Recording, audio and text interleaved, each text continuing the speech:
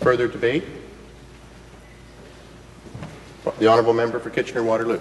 Well, thank you very much, Mr. Speaker.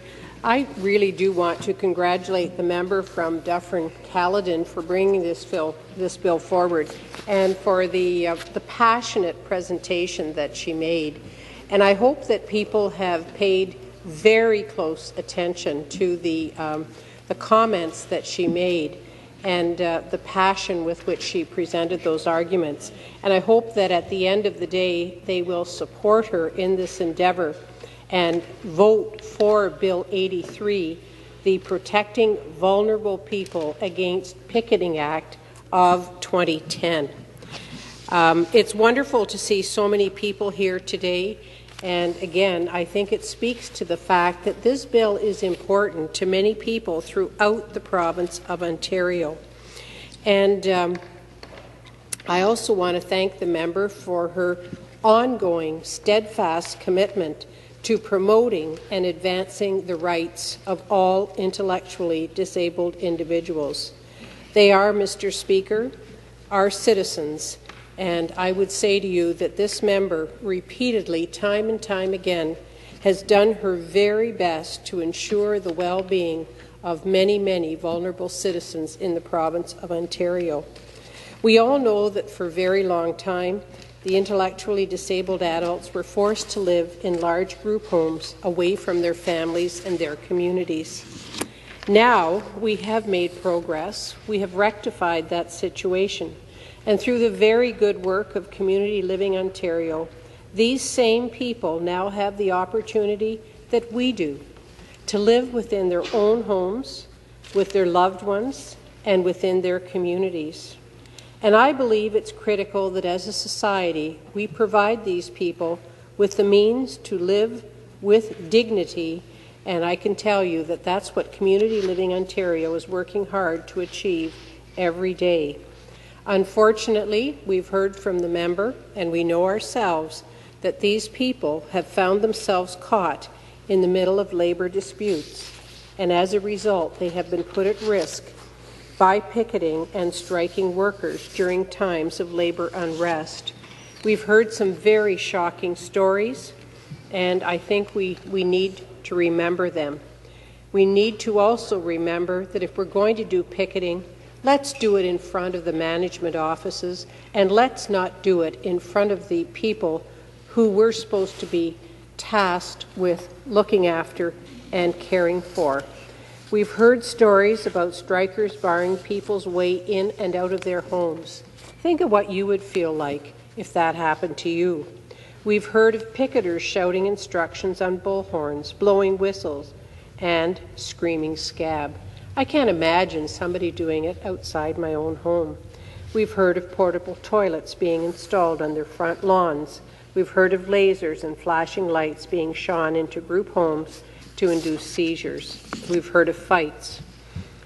And there are some other also certainly stories that we have heard. It is simply not fair to target these individuals and to use them as pawns in the negotiating process. Collective bargaining ought to remain between management and the unions. We should not be using these people and harassing them, intimidating them. This is abhorrent behaviour, and I think of all of us in the province of Ontario have a responsibility to make sure that it does not happen. As I just said before, we wouldn't want it happening outside of our own home. I believe that unions have the right to peacefully protest and picket during contract negotiations. However, I don't believe that they should be allowed to torment these citizens in their own homes. Supported independent living is a healthy and inclusive way for individuals to live within and contribute to their communities. So, Mr. Speaker, I congratulate the member for Dufferin-Caledon for bringing forward this bill, and I believe that everyone, I believe very strongly, should support it. Thank you. Further debate? Further debate? The honourable member for Oxford. Thank you very much, Mr. Speaker.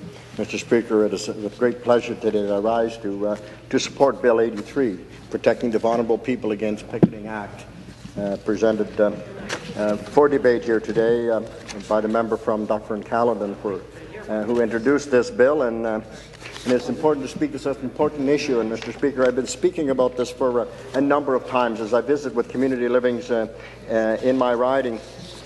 This bill addresses the problem which happened during the summer of 2007 in many places in southwestern Ontario, including my riding. At the time, the staff were working at a number of supported community living residents were part of a labour dispute, Mr. Speaker, and that went on for over 2 months. During the strike, a number of homes with individuals with intellectual disabilities were picketed by the workers. Mr. Speaker, and I want to point out that that's their private homes. It's not an institution. It's the private homes where services come in to help them meet the needs of their day, but it's their home. For the residents and their families, some of the picketing was frightening and disruptive and left them feeling trapped. It took away their right to enjoy the peace and security of their homes. Mr. Speaker, it was a tough situation for everyone. It was difficult for the residents and their families, but also tough for the support workers. I've been to community livings often and have seen the good work that the staff does. And I also visited them during the strike in 2007. I spoke with both the staff members and the residents, Mr. Speaker, and I know that this was not the situation that either group wanted. The staff were not happy being there, and of course, as we all have heard from the member presenting the bill, that the residents were very concerned about what was happening outside their home. People with intellectual disabilities who are supported by community living need to have their rights respected, and that is what this bill does. The bill prohibits the picketing of supported group living residences where people with developmental disabilities live. It ensures that during labour disputes, people participating in supported living will have their comfort and safety protected in their homes, Mr. Speaker, and I think that's very important. When the government passed Bill 77, the Services for Persons with Developmental Disabilities in 2008, it did not prohibit picking at the homes, despite calls for an amendment by supported living representatives. Bill 83 fills a loophole that still exists in the supportive care system and protects Ontarians involved in supportive living from a repeat of what happened in 2007.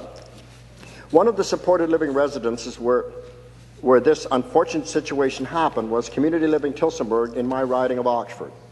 With us at Queen Park today, we have representatives from Community Living Tillsonburg, including Marty Graff, the Executive Director, Lisa Frankie, Sandra Bray, and some good friends of mine, Dave and Carolyn Streefkirk. And I want to thank them and all the others who came from Community Living Tillsonburg today for being here. And I commend them all for their commitment to helping people in need and for working to make Ontario a better place for all to live. And again, Mr. Speaker, I think it's very important about this, that it's for all people. This isn't this is a people for special residents for people because they have special needs, but they are people and it's their home just like everyone else's. Community Living Tillsonburg is a non-profit organization that works with people with intellectual disabilities. Founded in 1955, the centre has gone from a school for developmentally disabled children to a full-fledged community living establishment, but has always been a place which promotes public awareness of the needs for all the intellectually disabled. The staff at the centre does a great job ensuring that residents are included in their community and enjoy active and productive lives. The staff also provides services to children and families to help them manage and overcome the challenges of living with a disability. One of these initiatives is the Family Support Programs, which helps about 40 families a year with referrals, government forms, school issues, recreation, and leisure planning and other family needs. Mr. Speaker, Bill 83, the Protect the Vulnerable People Against Picketing Act, is an important piece of legislation that ensures that all individuals living with an intellectual disability will still be able to feel safe, secure, and comfortable in their own home, regardless of the labour activities that go on outside of their house and around in their community. So, Mr. Speaker, I strongly recommend everyone in this House today to support this piece of legislation.